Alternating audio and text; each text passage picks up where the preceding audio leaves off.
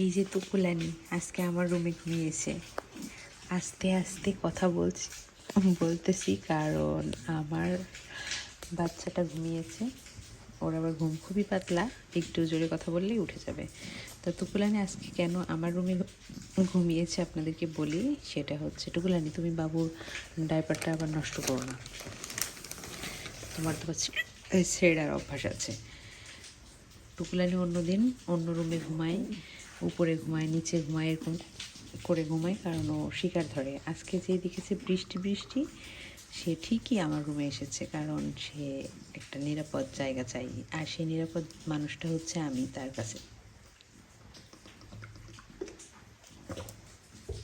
তার ছোট্ট জীবনে নিরাপদ বা ভরসার স্থল হচ্ছি আমি। আর ঠিক সেই জন্য টুকুল